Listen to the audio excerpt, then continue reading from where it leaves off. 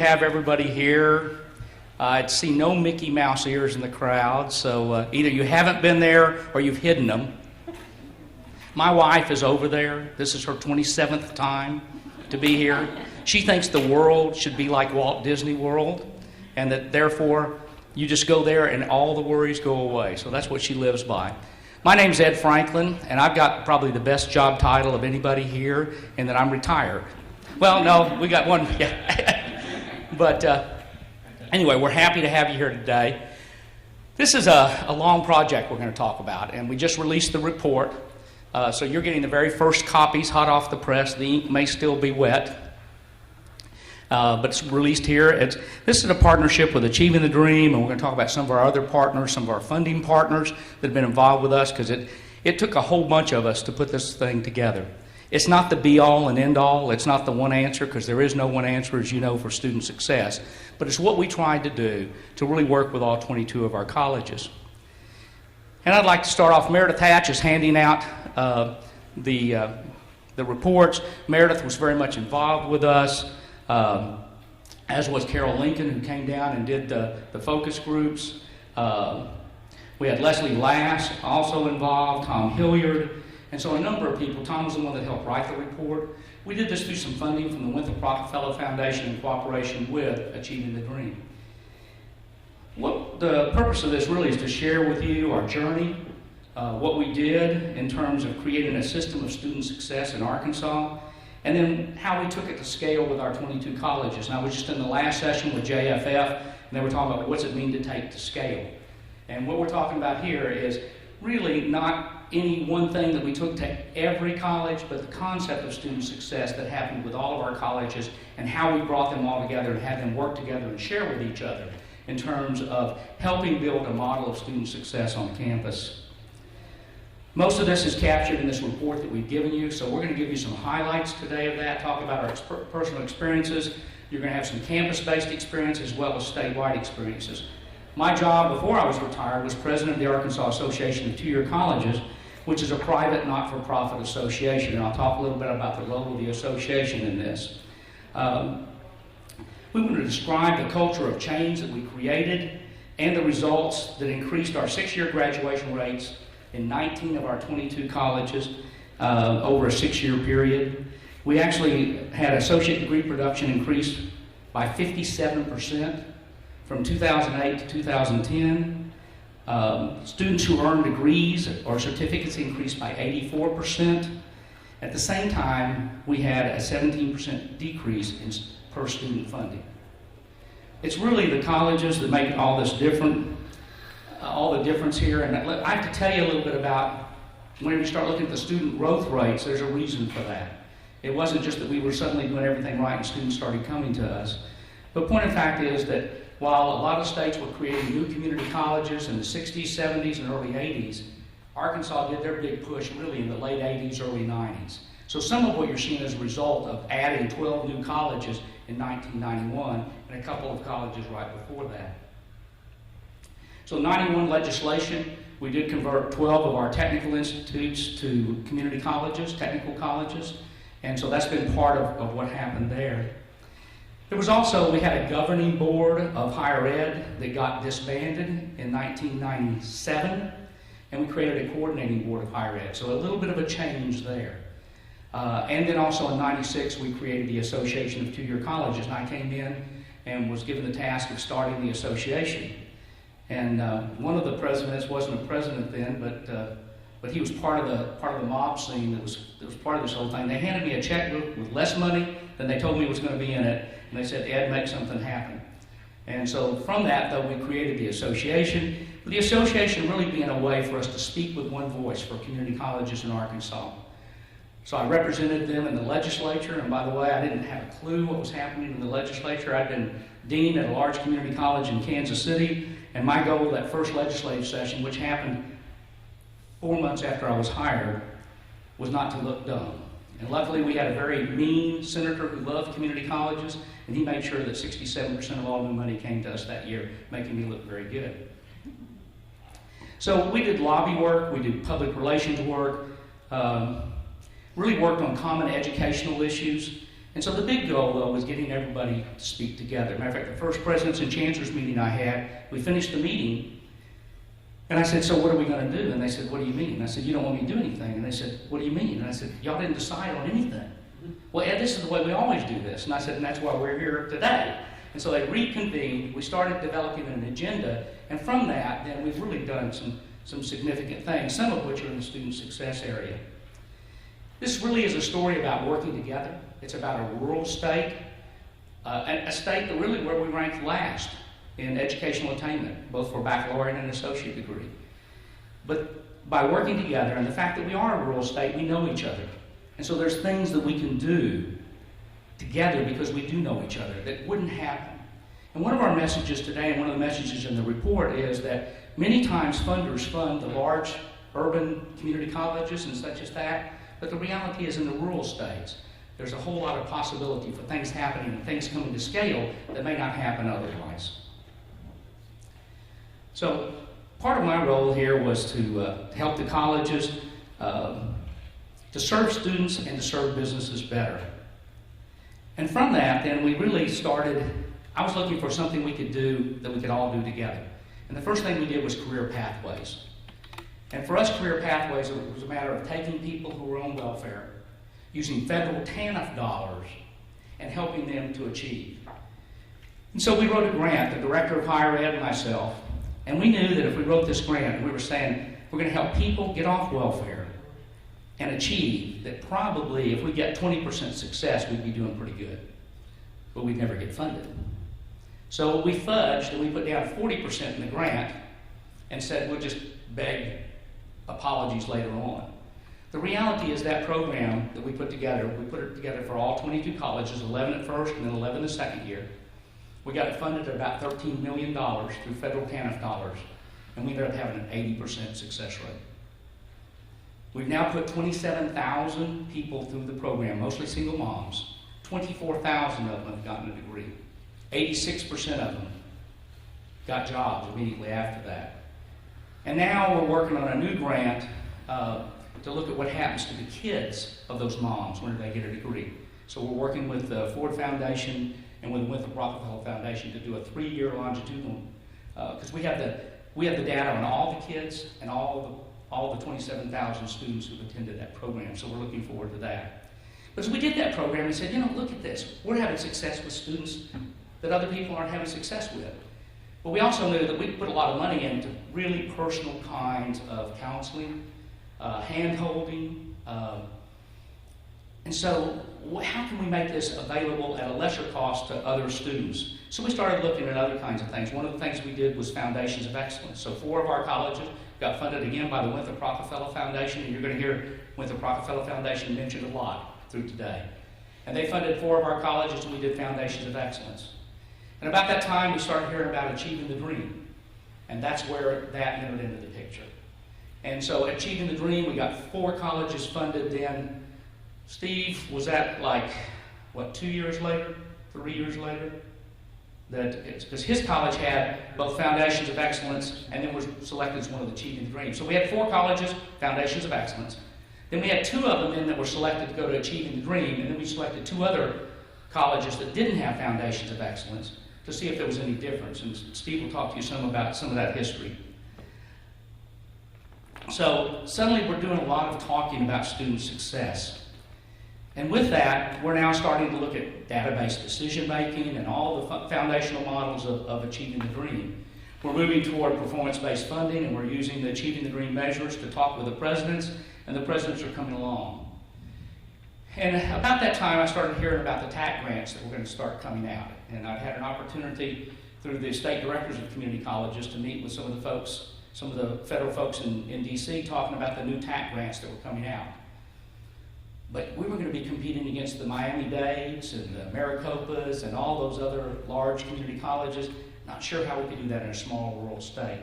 So I again went to our friends at the Winthrop Rockefeller Foundation, Mike and I did, and talked to them about, if we're going to do this, we've got to have some money to hire a high-powered grant writer. And we also pitched at the same time, and Mike at that time wasn't working for the association, he was working for another nonprofit. And Mike had been instrumental in helping us with career pathways through his other job. And we said, you know, what we really need to do is create this thing we call a Center for Student Success. And the concept was that we start bringing all of this together under one umbrella. And so we created then what became the first Center for Student Success in the country. Mike's going to talk to you some about that, talk to you about then some of the other initiatives that rolled out of this, and how we took the first money from Winthrop Rockefeller and these other initiatives and started rolling out additional initiatives for student success. And so with that, I want to turn it over to Mike Leach, who's our Director for the Center for Student Success at the Arkansas Association of Two-Year Colleges. Mike?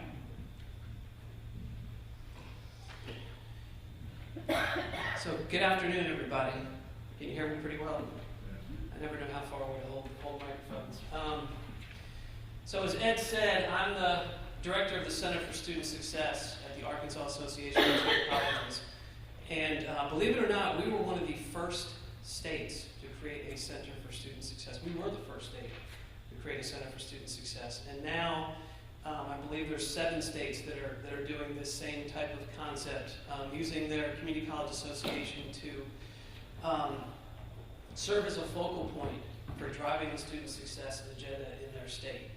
And so that's really what we were trying to do with setting up the center. We had seen the remarkable work happening at our Achieving the Dream colleges. We had seen the culture of student success. You've heard that term quite a bit, but it really doesn't apply to the 2 colleges that we have here today.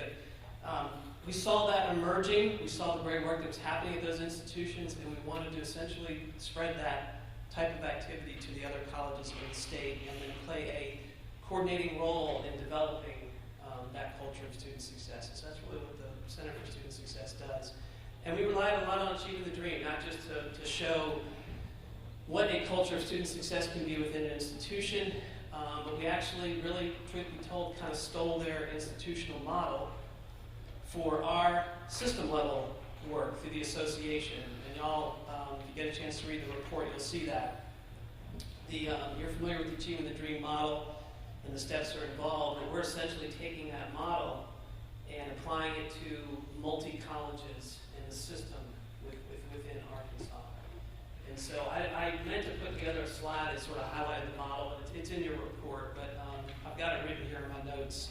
And what I'm going to do is walk you through the steps real quick. These will be familiar to you, and then talk about a few of the projects that we have going on through the Center for Student Success that sort of are examples of us implementing this model and trying to drive student success in Arkansas. So according to the Achieving the Dream model, the first thing you do is you convene and you commit people to change, right? So one of our roles is to convene. Mike, it's on page 9 in the book. Page 9. To convene and commit folks at the colleges to change. And then we try and work with those folks to identify specific areas for change. And then we implement changes and support implementation through professional development and whatnot. Then we, of course, try to evaluate what we've tested. And then through the center, we try and work on dissemination of best practices and continuous improvement. And so that process plays out with a bunch of different projects that we have going on through the Center for Student Success. And the first one that I'll mention is our developmental education redesign work. And essentially what we did here was we convened faculty from all 22 colleges. We asked a representative from every college to come to a meeting to talk about the state of developmental education in Arkansas and whether we were satisfied with the results we were getting. And those folks came to the conclusion that no, they weren't. And we started looking at some proven models nationally for reforming developmental education. And we quickly realized that for any of us to put these models in place in our institutions, we needed some funding. And so what we did next was we wrote a TAC grant. Y'all are familiar with the TAC grant program with the U.S. Department of Labor. It funds community colleges to do these kinds of things. We were awarded a round 1 TAC grant, and so now we have 22 community colleges in Arkansas, all of our community colleges, piloting some very well-known and proven models for developmental education instruction. And in fact, we've worked with Peter Adams, who's sitting here in the room studying his copy of the report.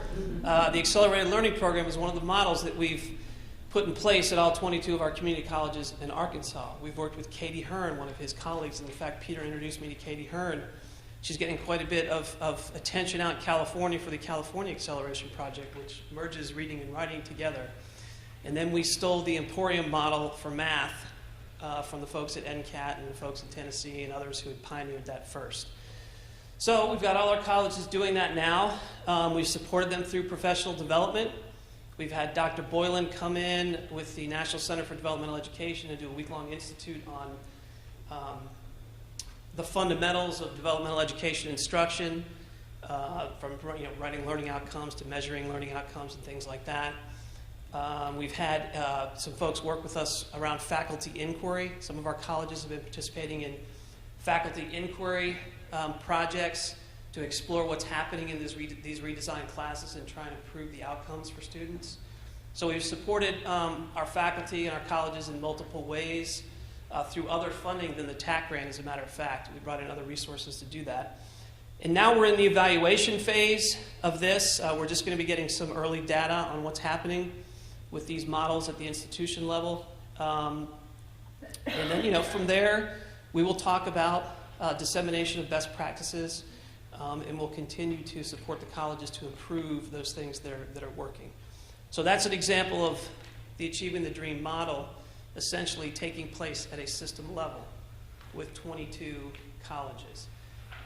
And so, Mike, you might mention Northwest Arkansas Community College's role in that. yeah, I mean, we could not have done the TAC grant without the lead college, Northwest Arkansas Community College, and we have Ricky Tompkins in the back, who's from that college, helped us write the grant and has been instrumental in helping us manage the grant. But right, I mean, we had to have a good, for that particular funding, a good partner. We've had a great relationship with that college in managing that grant. I think it's been a success, right? Hasn't it, despite the sort of mammoth size of it and our doubts about whether we could pull it all off in the beginning? It really has been. I think that it shows really what Achieving the Dream is about, and that's about collaboration. 22 two-year colleges, the Arkansas Department of Higher Education, the governor's office was involved, the workforce was involved in Arkansas. But when you can get that many people in the room together and come to a consensus of the fact that this is a dire need to improve education in the state, in a state, particularly one like the state of Arkansas, which is certainly low on the economic scale, it truly does show that what can happen when you get the right people in the room, talking on the same page, going in the same direction. We're certainly glad to be a part of that process. Yeah, it's been a great partnership. So here's a listing of some of the other things that we've got going on that are examples of this sort of this model of innovation and implementation and continuous improvement, the Achieving the Dream model. So under our TAC grant, which we actually call our PACE grant, it stands for Pathway to Accelerated Completion and Employment, we've got all of our colleges looking at proactive advising processes and using technology to improve advising and putting in place like early alert systems, things like that, systems that can track students and what's happening to them and allow advisors to track all of that and react and support students. We have provided professional development around that work. We had a summer institute this past summer for all the colleges to come together with their advising teams to look at their advising processes and try and put in place some improvements along the lines of what we were asking in our PACE grant.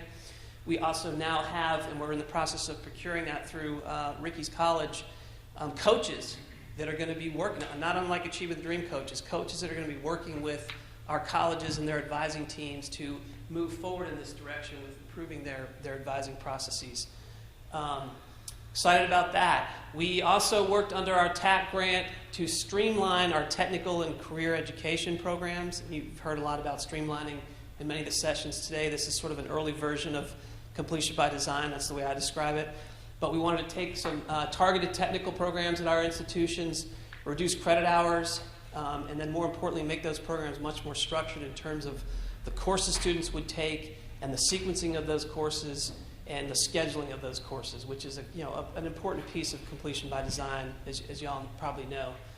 And then we intend to, with this, with some of this work, or actually with all this work, it's a continuous improvement process, right? So the next thing that we're doing in this particular area is we are trying to line up funding to essentially do a completion by design initiative with 5 of our colleges to go deeper into this structured program, structured pathways work. And we're on the verge of lining up that funding. We will pick 5 of our colleges to delve into this work. And, that's just an example of sort of pushing this particular piece forward and continually improving and building upon what's happening and trying to push not just one college, but multiple colleges along the way.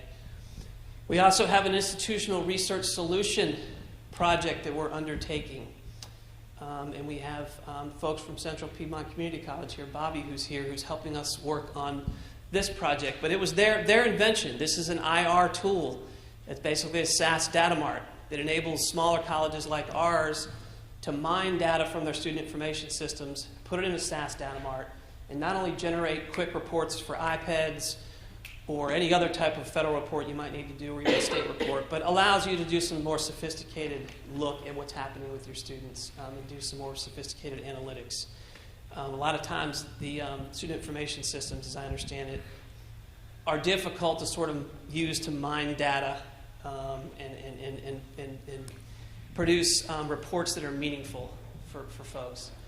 So we have that project going. We have all 22 of our colleges working on that. And we have to attribute Achieving the Dream in large part for leading us to this type of project too, because one of the things we heard from our Achieving the Dream colleges, and you probably hear from Achieving the Dream colleges all across the country, is data is an issue, right? And mining good data can be an issue, particularly at smaller colleges. And we had that challenge in Arkansas at our colleges. And so we initiated this project, convened the IR people at every college to work with us on this project, identified a potential solution. We're now implementing that solution, and I have a feeling that we'll be providing continuous improvement and professional development around that piece for quite a while. But that's the role of the center, and we're glad to do it. We have the Accelerating Opportunity Initiative going. How many of y'all are familiar with that initiative? It's a national initiative that it's an alternative way to deliver basic skills instruction to students is essentially what it is. But what we're doing in Arkansas is we have 4 colleges that are actually taking students that are working on their GED, putting them in college-level certificate programs, and giving them supplemental instruction in those classes, as well as supplemental instruction outside of those classes, so that they can earn their GED and complete that college credential all in one effort. Does that make sense? So that they don't have to do what they traditionally do, which is get your GED first, and then once you're done with that, go across the street to the college and start working on your post-secondary programs. So we've got that initiative going, which complements the developmental ed work that we've got going, but yet, in my view, serves an important population that's being left out of that developmental work, which is the adult ed students that need their GED. So we got that work going, and we hope to expand that to more colleges. We're trying to raise the funding through the center to support more colleges to get involved in that. So a large part of what I do is fundraise to support these initiatives. We have a Centers for Working Families initiative going, which is all about sort of bringing in non-academic services to support students, particularly low-income students. So colleges that are working on this are getting involved in having a tax preparation assistance day on campus, or bringing individual development account programs to their campus so that students can save for the purchase of a home or a car or some type of major asset. Some colleges are exposing students to bank accounts and working with banks to get students to become banked and open a banking account. So this is kind of an exciting little project. We only have 4 colleges working on that now, but we are positioned to be a part of a national initiative around this, working with about 4 or 5 states starting later this year. We hope to get picked. We were invited as one of 8 states to participate in that initiative. So that's an important piece of what we're doing, and we're excited about that as well. We've done some work around student success courses. Everybody seems to be doing student success courses, right? So we thought it was a good idea to convene our faculty and our colleges and try and develop some common learning outcomes for student success courses. And we have worked with a group of 22 faculty, a representative from each of our colleges, to write learning outcomes, common learning outcomes that we all agreed on for student success courses. The idea is to get some more consistency and better or higher impact through these courses if we can sort of hone them in on the things that we think should be taught and that we have some evidence that works to help students. We're a part of Credit When Credit's Due. Y'all may know what that is. It's an initiative to basically, once students transfer, to award them an associate's degree once they've earned enough credits at a four-year college to earn that associate's degree. And if you have questions about that, Ed can answer those. And we've done work around quantitative literacy courses at the four-year level at least as an alternative to college algebra. This is part of a Complete College America grant that we got. And I'll be honest with you, I think we're hopefully going to be looking at some of the Mathways work that's happening in Texas and get that going in Arkansas, because we're having mixed results with our Emporium modular math. It's working some places, it's not working other places, and I think that's kind of typical of any intervention you might put in place. There's all sorts of factors as to whether things work or they don't work at a particular college. But there's some other models that are pretty exciting. The Mathways work is pretty exciting, the Statway and Quantway. And we think we want to get involved in that. And that actually will be a piece of what we do under that Guided Pathways project as well.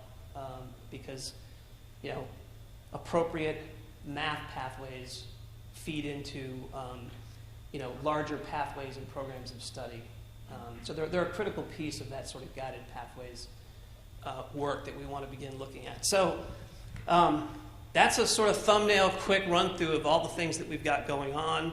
You can see again that we have sort of taken the Achieving the Dream model and basically applied it to the system level and trying to involve as many colleges as we can in innovation and change and support them in that process.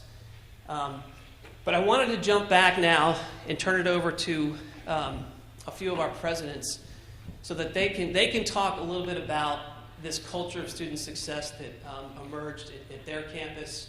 Again, it was really what inspired the creation of the Center for Student Success in large part. We saw what these institutions were doing, the change that was taking place, and we wanted to take that to the system within Arkansas. So I think they're going to tell the story of their campus with Achieving the Dream, and then they're also going to talk about how all of this state-level work is impacting their institution and keeping the momentum going around student success at their college. Thank you. I'm Stephen Murray. I'm Chancellor of Phillips Community College. I'm operating this afternoon under two constraints. One constraint is time. The last time I had the opportunity to talk about our Achieving the Dream work, I had 3 hours. They tell me I've got about 15 or at most 20 minutes today, so somebody do this when I talk too long, because I will. So time is one constraint. The other constraint that I'm operating under is the truth. Most of the people at this table are from Phillips Community College on the faculty and staff, or our data coaches, Kent Farnsworth and John Cooper. So they will know if I'm making it up, so I've got to stick to telling you the truth. So those two constraints, time and the truth, and I've got about 20 minutes. I want to give you a very brief overview of our Achieving the Dream work, and then also talk about the impact that the statewide student success work has had on Phillips Community College. First of all, in terms of our Achieving the Dream work, we've been involved at two levels. We've operated on the 30,000-foot level, attempting to change the culture, both the culture of the college and the culture of the community. I think it was Peter Drucker that said that culture eats strategy for breakfast. And so I'm convinced that if all you do is implement strategies, you'll never affect significant change. So we've been working on addressing issues of race and poverty. Those are both important issues in the region that we serve. We're in one of the poorest regions in the country. 3 of the 5 counties in our service area are among the 100 poorest counties in the country. The campus the county where our largest campus is located in Phillips County is one of the 20 poorest counties in the nation measured by median family income. It's also a community that has historically been divided racially. So we believed at the very beginning that we had to address those issues of race and poverty. We did that through what I've described as a common reader approach. We selected a book that would be our reader for the year. We made copies available to all of our full-time faculty and staff and had year-long conversations around that book and the issues that it raised. We committed to not griping about our students, but instead discussing how we could change the institutional response to the students. First year, we talked about Ruby Payne's Bridges Out of Poverty and discussed issues of race and moving students from generational poverty to a middle-class culture. The second year, we used Nathan McCall's novel, Them. In the context of that novel, if you're black, them are white. If you're white, them are black. And we used it as a way of discussing the issue of race. Since then, we have, except for 1 or 2 years, and we began in Achieving the Dream in 2007, we've used some book as our common reader to discuss some issue related to race or poverty. We used Carson McCullers' The Heart is a Lonely Hunter. This year, we're using Isabel Wilkerson's The Warmth of Other Suns, that's about the outmigration of African Americans from the South to the West and Midwest and North between 1915 and 1975. We have demonstrated to ourselves and to our students and to our community the ability to have important conversations on significant issues about which we tend to disagree. We've demonstrated the ability to have those civil conversations and to make changes as a result of those conversations. We've also worked at changing the culture in the larger community. One of the things we've done is to create the Great River Promise. We've raised private money so that we could promise any student who graduates from a public or private high school in the 2 counties in our service, the 2 counties in our tax district, that they can attend Phillips Community College tuition free. They have to apply for existing financial aid first, but then we use private dollars to fill in the gap. We go into the school system starting in the 3rd grade to tell students about the Great River Promise. We've created a business incubator to help grow businesses in an economically disadvantaged area, and we've done that by partnering with a nonprofit that operates the business incubator for us. So we've worked very hard at trying to change the culture of the institution and the culture of the community that we serve. Obviously, that's not something that you do in 5 or 6 years. It's ongoing work. We'll be doing that as long as there's a Phillips Community College. At the same time we worked on culture at the 30,000-foot level, we've been involved in the trenches working on strategies related to student services and to curriculum. We've made a number of changes in our student services. We for 40 years told ourselves that we could never have a mandatory student orientation. 2 years ago, we decided we would because a faculty group thought that they could. They didn't know better. And we've had for 2 years a wonderful mandatory orientation. We've developed more intrusive advising. 75% of our students receive a Pell Grant, and we now know that those 75% attend or see an advisor at least 3 times during the semester. We have 2 Pell Grant distributions. In order to get their Pell Grant reimbursement, the remainder of their Pell Grant, they have to see their advisor, get a signed student success pass, and take that to pick up their Pell Grant check. So we know they see an advisor during registration and then twice during the course of the semester. We've made changes at the curriculum level. We've developed supplemental labs that are tied to our developmental courses. We've developed student success courses that are required of students in the last course in developmental writing and then in freshman English 1. We piloted different approaches to developmental education.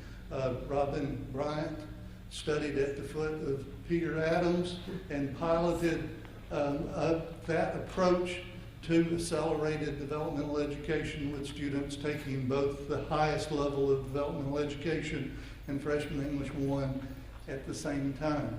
So we've been working at both levels, at the 30,000-foot level and at the trenches at the same time. I'm convinced we've changed the culture of the institution. I see it in the conversations that we have. My concern has always been that for us, Achieving the Dream would be a grant-funded initiative, and when the funding ended, the initiative would end. That has not been the case. I was encouraged when our coaches were there a few weeks ago to see that among the core team, there are new faculty members that have only been a part of it, of the work for the last year or two. We have the faculty inquiry groups that Mike alluded to that are doing work. I've described it as doing work without adult supervision. There's no administrator attending most of the meetings, and they're looking at data. They're trying to decide what the problem is, to develop some intervention, and we're simply saying, go for it. Our faculty senate 2 or 3 weeks ago had student success on its agenda. Now, folks, that is a cataclysmic change. And they had a specific strategy that they were discussing. We've been working hard on student engagement. So they're having students about midway through the semester. They're having a conference to discuss the student's engagement in the course and asking the student to sign a contract spelling out his or her engagement for the rest of the semester. I compared it to being in the Baptist youth group and having to take the abstinence pledge. There's a great deal of pressure if you're sitting there with the instructor to sign that contract, to commit to being engaged in learning for the rest of the semester, especially if you think everybody else in the class is signing the contract. You're going to sign the contract, and maybe if you do, maybe you're more likely to actually demonstrate those behaviors. So I think it's taken a life of its own, and it has become more than simply a grant-funded initiative. We have been involved in a lot of different projects. The way that we've managed not to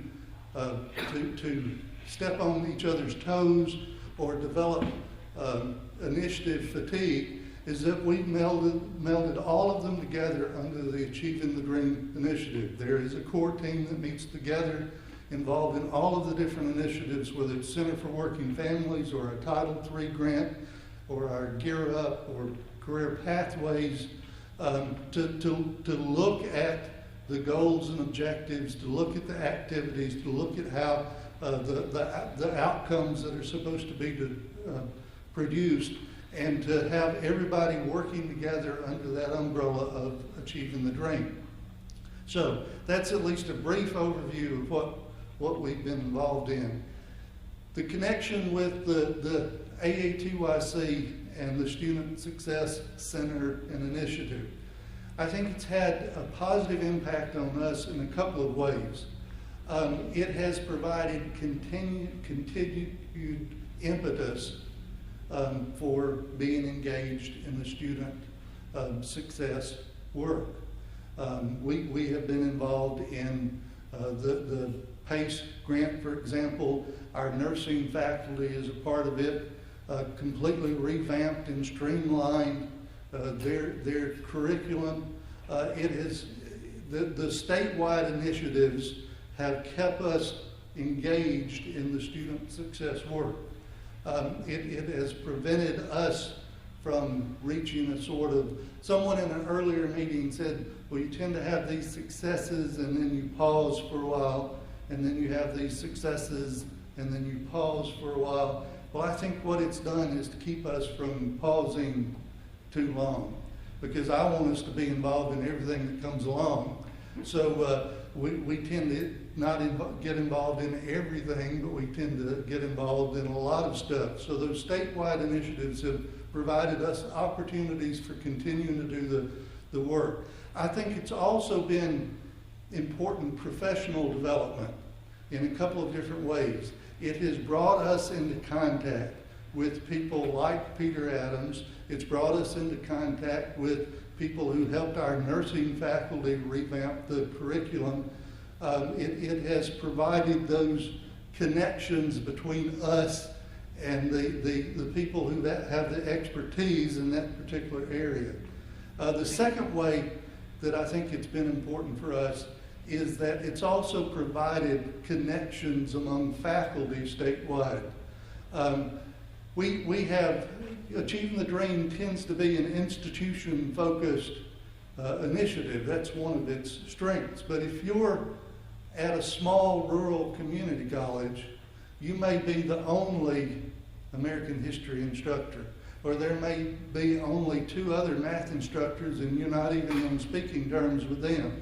So it has provided those connections with other people in those academic disciplines. It's brought developmental ed faculty together. It's brought nursing faculty together. It's brought math faculty together. And if you're a faculty member at a small rural community college, that's especially important. We've tried in the past, I've been in Arkansas since 1980, we've tried in the past to establish those connections among faculty based upon their academic discipline. But I think this is the first time we've really had some success there. And I think it's been extremely useful. I've got a feeling I'm close to using up my time. These people were too nice to do this, but I thought there were some people back there that are probably doing this. I'll shut up and turn the mic over to Stephen. By the way, 25% of the presidents of 2-year colleges in Arkansas are named Stephen. I don't know why, but you're seeing 2 of them today. Stephen, thank you. You're welcome, Stephen. And I do believe there's been a moratorium on hiring presidents in Arkansas with the name Stephen after they hired me. We learned our lesson. Yes, so I'm going to stick with the idea on the name theory, not on any other theory. Well, good afternoon, and thank you for being here at this session, at this hour of the day. It's been a full day for me. I'm sure it's been a full day for you as well. And I hope that the information that you're getting today and that we're sharing with you is useful and helpful. I want to ask a few questions. I guess I'm the audience participation part of our program. First of all, how many of you have been to Arkansas? All right. Well, in 2011, I applied to be president at College of the Ouachitas, and I was living at that time in Oregon. And I had a few people, actually quite a few people that I knew well, who said, "Why Arkansas?" Why not? And that was my retort. Why not? I interviewed at the job, and the very first question I was asked was, "Why Arkansas?" I think Arkansas is a tremendous story about education, opportunity, student success, and what can happen for every one of us in this country. I have been at College of the Ouachitas for only 2 years. I'm new. The college has been a part of Achieving the Dream since 2007. I'm very honored to have our coach here with us. John, thank you for being here. We have had a tremendous story, and I want to share a little bit about that story this afternoon. before achieving the dream. So here's my next question. How many of you, well, maybe you don't have to answer this if you don't want to, but I mean, how many of you would say you work really hard? Yeah, I mean, heck, at 4:30 on an afternoon in Disney World, we're at a session. I mean, gosh, we work hard, come on. College of the Ouachitas, before achieving the dream, we are a campus filled of faculty and staff who work really hard. And we're a small campus, and so not only does everyone work really hard, but they have very many hats that they wear. And I would sure, if we went around, we could say the same. I've had the pleasure and honor of working in several states at several institutions, and the same could be said from institution to institution. We work really hard in community colleges. We care deeply and passionately for the students that we serve, and we wear lots of hats. And I don't know about you, but when I'm working really hard, and I have lots of hats, and I have barely enough day to try and even think about all the stuff I have to do, where is my focus? One step ahead. We heard last night the definition of retention. I'm going to show up tomorrow. I'll tell you, when we work at College of the Ouachitas, before achieving the dream, we did a lot of that.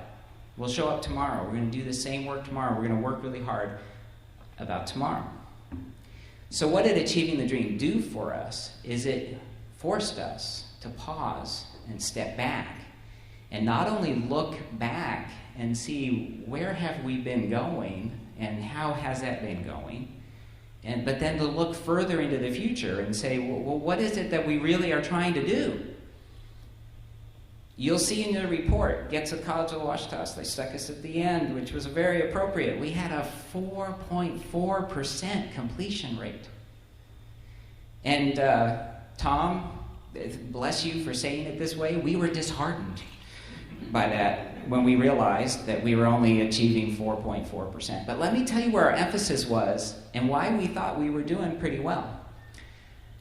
Before achieving the dream, we had 44% of our students who took at least one remediation class, and we had a 77% success rate.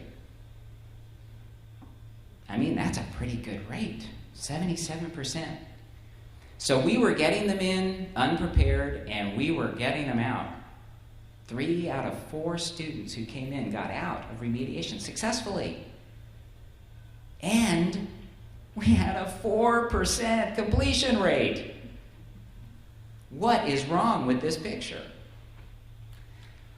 So people ask, and then after, where we are now is we have a 29% completion rate.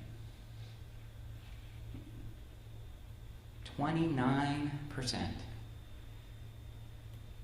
And we have 24% who then transfer. Not then transfer, who transfer instead of complete. So that's 53% of our students are doing something right. And what's happening to remediation? We've gone to 52% of our students who need it.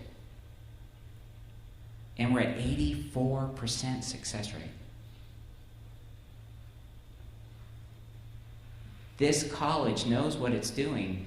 We just didn't know what questions to ask. We didn't have the time. We didn't think about the questions to ask. And we needed people like John and our data coach, Mike Flores, to come and help us ask the right questions.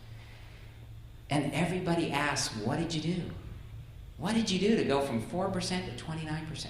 Well, and I can list them off for you, but you've already heard them, and you probably are already doing them. We have mandatory orientation now. We have student success classes. We do intrusive advising, which we lovingly say, in-your-face advising. We don't let you go. We love you, we care about you, and we get you through. So another thing, though, that we did, which I'd like to share with you because I think it was really courageous of College of the Ouachitas to do this. Who knows the story of the little engine that could? Thank you, yeah. One of my favorites when I was growing up, the little engine that could. Well, not everybody raised their hand. I'm not going to share the full story. But essentially what it is that the favorite version I had was there was a trainload of toys that needed to get over the mountain, and there was no engine that would take it over that obstacle, right? And they asked the big, strong, important freight train, and it was far too important to take those toys over. Are you getting any pictures of people on your campus in mind when I say that? Or maybe some of our wonderful sister institutions? And then they asked Old Rusty. Well, Old Rusty was really a dependable, caring train, but it was old and really set in its ways, and it never went over that mountain. And then the little engine that could said, I think I can. I think I can. I think I can. So when we started to study our data, what did we find when we looked at those who needed remediation? How many of you are what you would call open admission? If a student applies and they say they want to come, you let them in, right? That's the community college way. We wanted to do that. I mean, we've been doing that for years. You know what we found out? If you came in with an ACT composite score of 13 or below, do you know what percentage chance you had of being successful in our remedial classes?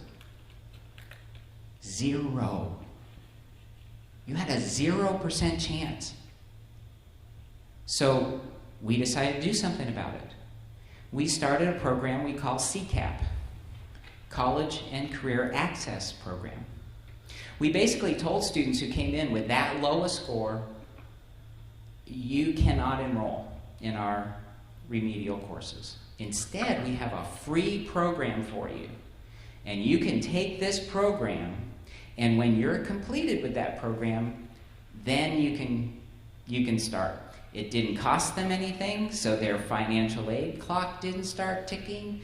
They were able to get ready for college with our help. We didn't turn them away. We focused where they needed to spend their attention. To do this, we had to change Arkansas law. And so we did. The little engine that could. I think I can. I think I can.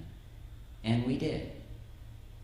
And now there are several colleges in the state that are doing this kind of program, where you focus the support where it needs to be so that students can be successful, instead of just opening the door and saying, come on in, we'll figure it out. That was a very, very important part of what we did. So that's where we've been. That's where we are. We are very committed to the student success agenda, not only on our campus, but in our state. We live in a state with many challenges, but with tremendous opportunities, and we're very, very pleased. Now, let me tell you another story. So when I got there in 2012, we were in the last 6 months of our grant. See, I wish I was Stephen Murray. You know, I could say, well, You never can do. I never can be. I can hope, though, can't I? And unlike Phillips, we had, our faculty were like, yeah, 6 more months and this is over. We don't have to worry about this achieving the dream stuff anymore. And unfortunately, they got a new president who loved the achieving the dream sandbox, and I didn't get a chance to play. So I said, no, we're not going to do that. We just have figured out this culture of data-informed decision-making, and it's not part of us yet. And so we've kept going, and we've kept going, and it's catching on. Stephen mentioned the idea of a 30,000-foot level and then on the ground. I think of it this way. Think of an iceberg. How much of an iceberg do you see, right? Very little. What you see is all of those events and activities. We can put the tip of the iceberg up here. That's all the things that we're doing in the state of Arkansas for student success. It's tremendous. We have great leadership. Ed's leadership, Mike's leadership in presidents like Stephen that I got to join just a couple of years ago. excellent, superb leadership in Arkansas that has allowed us to have this kind of student success agenda. But it's all the tip of the iceberg. See, what's really underneath all of this is the stuff that Stephen talked a lot about, which was the culture change. We have really striven at College of the Washitas to have a culture that mirrors our efforts for student success. And we came up with this. We came up with what we call our mini mission. We are here to engage, educate, and empower. And we call it E3. So, any mathematicians out there? I've had to talk this through with our mathematics faculty. So I know if you take the E of educate or engage and the E of educate and the E of empower and you multiply them together, you get 3E, not E to the third power. But what I try to explain to them is the E is about every student, right? So when you deal with each student and you engage them, then you educate them, then you empower them, and it's in that order for us. That's when it becomes transforming at an exponential level. Our question to each other each day is, have you helped a student rise to the third power today? We have made it part of our culture. We have, like Stephen mentioned, we have, I don't think it's gotten to our faculty council yet, but we're working towards it. But we have weekly cabinet meetings, we have quarterly deans and directors meetings. Student success is on the agenda, without fail. It used to be enrollment. We had to have an enrollment update. You know, enrollment's not everything. It doesn't help getting them in the door if you don't do anything of value with them until, to help them get somewhere. So where are we going in the future? We are continuing on. We're very excited about some of the new initiatives that Mike talked about. One of the things we have been doing is we are what used to be the Center for Working Families is now the Working Family Success Network. And we've been a part of that for quite a while. And what we do is we work on that kind of wraparound service kind of support, integrated services for students. And we do that in some grant programs. TRIO, you probably have TRIO programs or know of them. We have the Career Pathways program. We do that in those targeted programs. And we made a commitment over a year ago to take this to scale. And so every student gets wraparound services. It doesn't matter if they qualify for a grant. We want them to get these services so that they can be successful. The question we have started to ask is, if not now, when? And there is a song that is entitled that, If Not Now, When? And I wrote it down. I'm going to try and do it from memory, but if I reach like this, you'll have to excuse me. So, I have waited, dined on ashes, swung on chandeliers and climbed Everest. And none of these things got me any closer to this. If not now, when will I step out and look into the bright sunlight?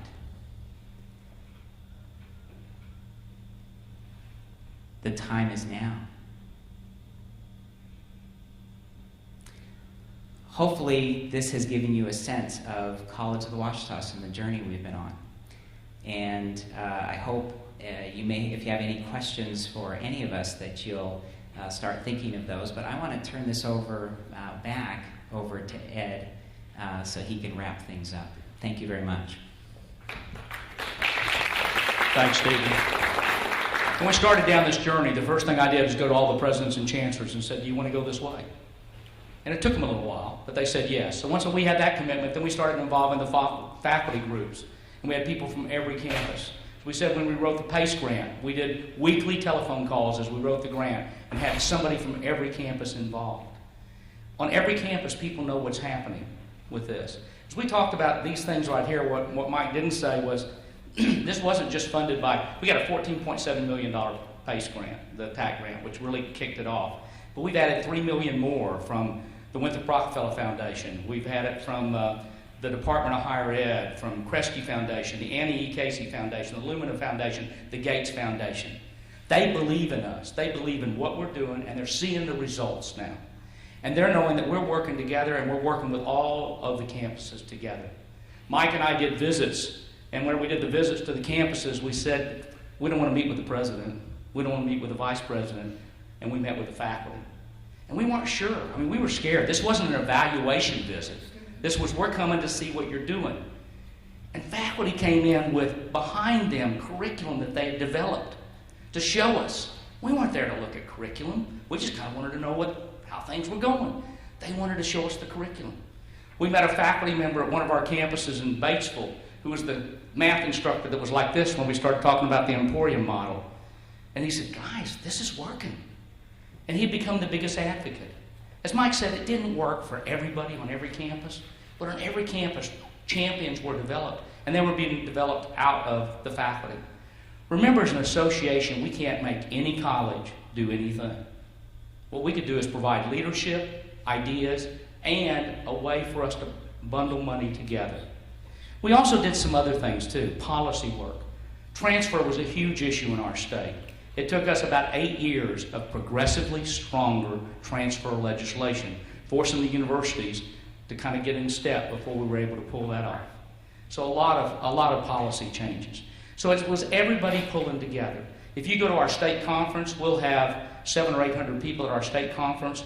We have a whole track on student success that happens every year. We've been doing that ever since we started down this path.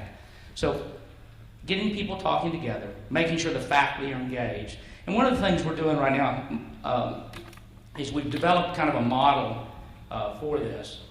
You got it? Okay. And so this is the model that kind of shows how all this works together. And if you look, we said there's certain foundational elements. One is we've got to have student engagement. We've got to engage the students everywhere along the way. And as you heard from our Stephen duo here, that you also, Kay McClinney says students don't do optional. We got to have the data, we got to know what to do, and we got to make them do it.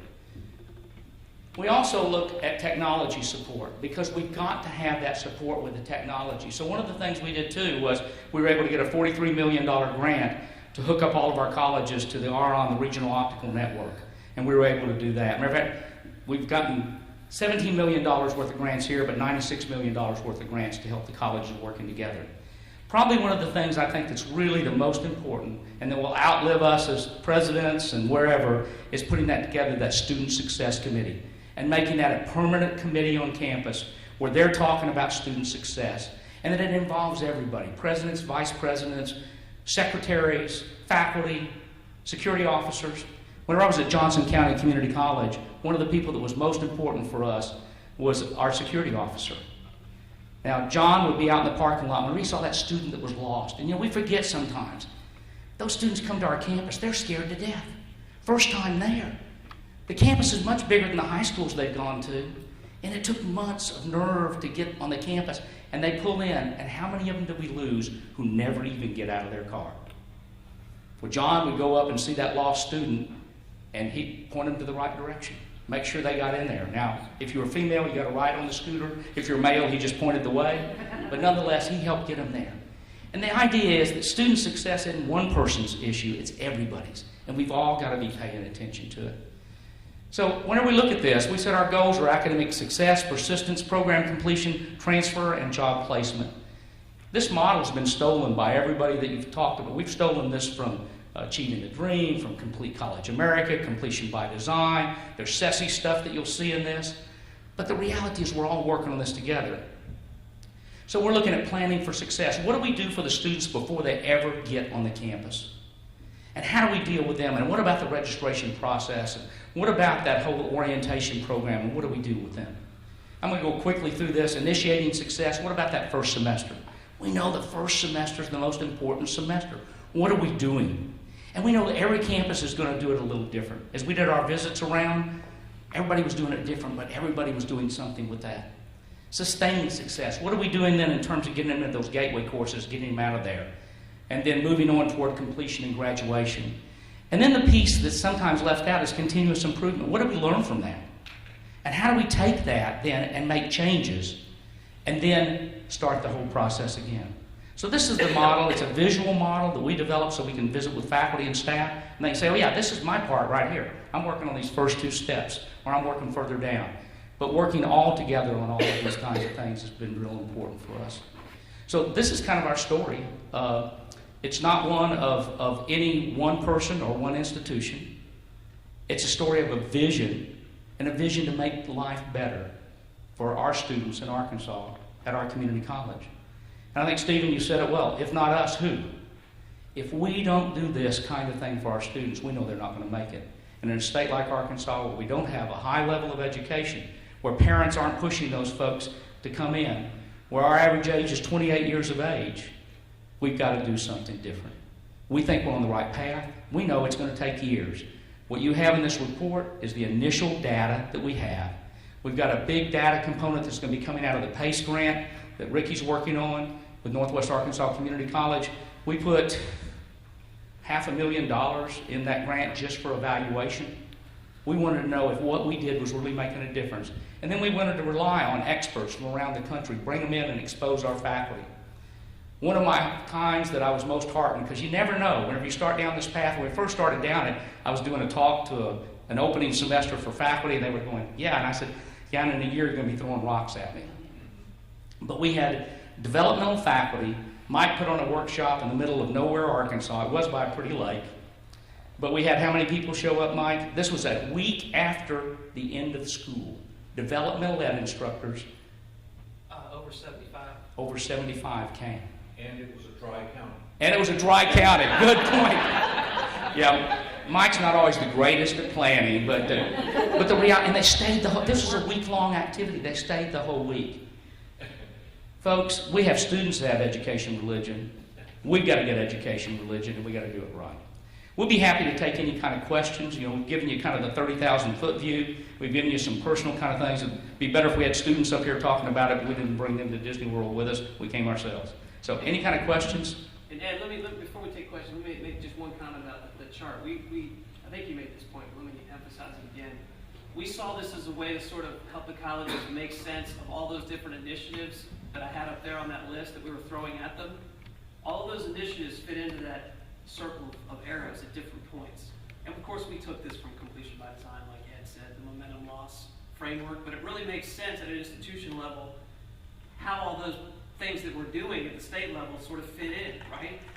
And then you've got the Student Success Committee that sort of keeps the focus within the institution on all those things that are happening and tries to continue to work on that circle and improve the experience for students. So this was a way to pull together at the institution level all that stuff that we were throwing at them from the state level. So anyway. Yep, great. Questions?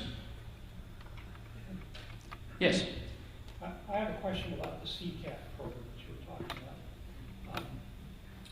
I think a lot of states are exploring a similar kind of approach, and wondered how many of your students it affected in terms of percentage and how they've done as you've tried to work them through this CCAT model. I think, is this on? Yeah. Great, okay, good. The students who have gone through it, it's a self-paced class.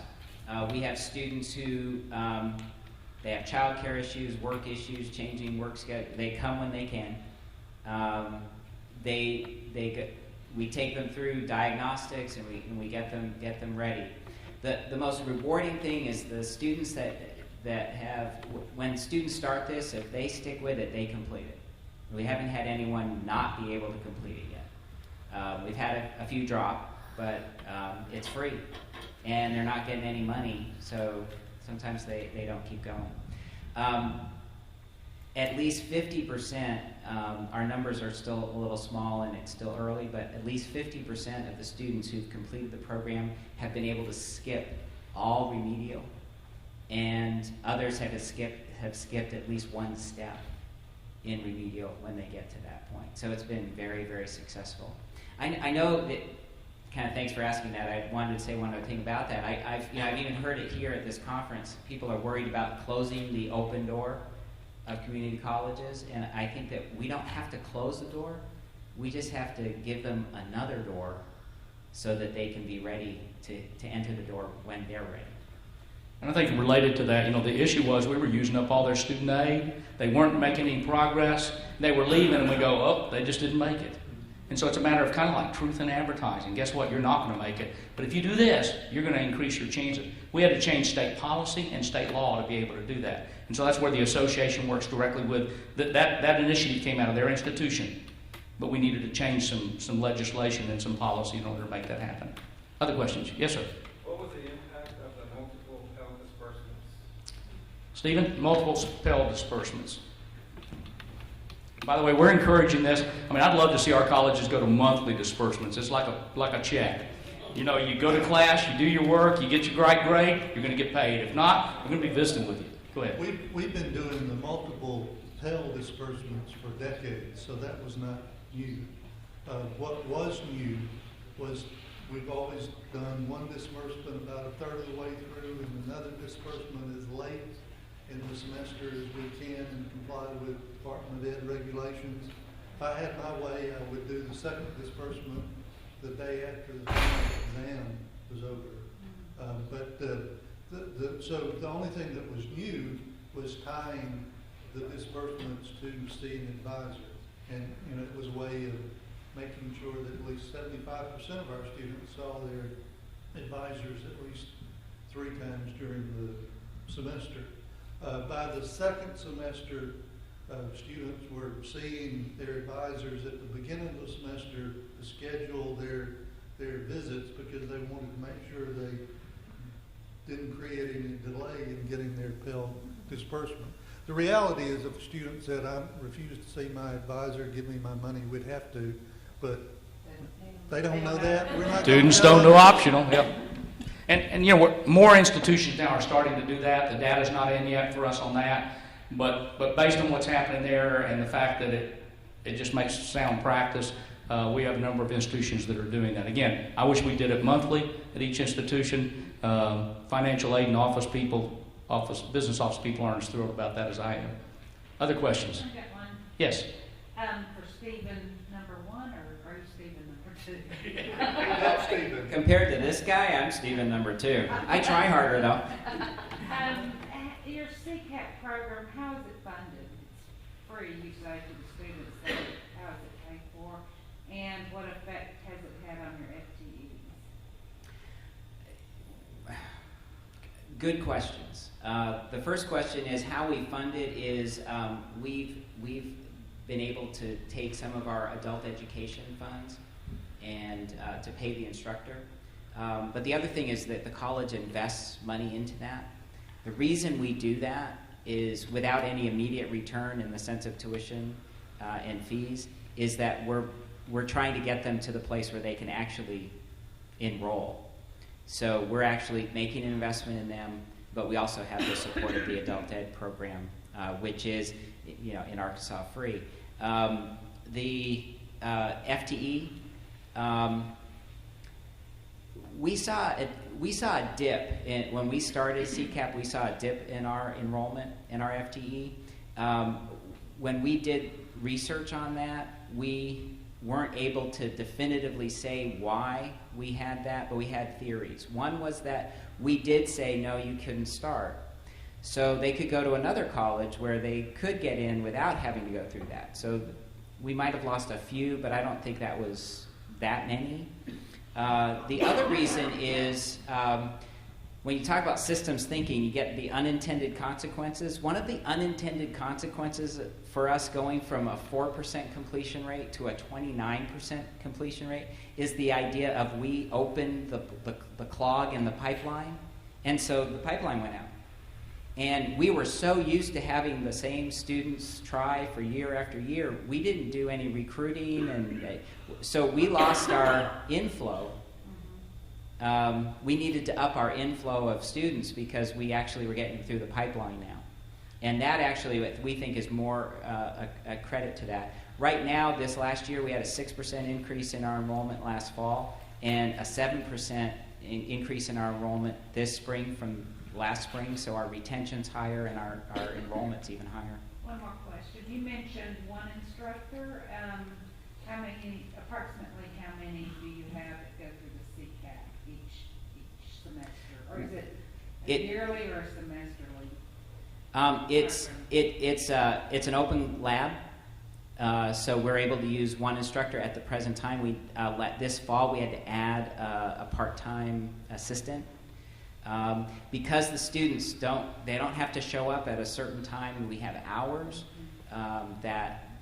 that's enabled us to handle more and more. It's been doubling every year, and our numbers are small. Started with 3. Now we're at 20 something, and but because it's spread out, we found that we have the right staffing level at the present time. 20 students who go through it? This fall, we had over 20 students who were not enrolled because they don't enroll, but who were participating in CCAP. So those this fall. are the only applicants you've had Who are less than a 13, yes. Because we've been seeing more and more. It's a different world. It is a different world. So. Other questions? Well, thank you all very much. Let's give our panel a hand here. We appreciate y'all being here. If you have questions about anything within the book that we handed out, let us know. And again, thank you very much, and thank you for what you do for your students.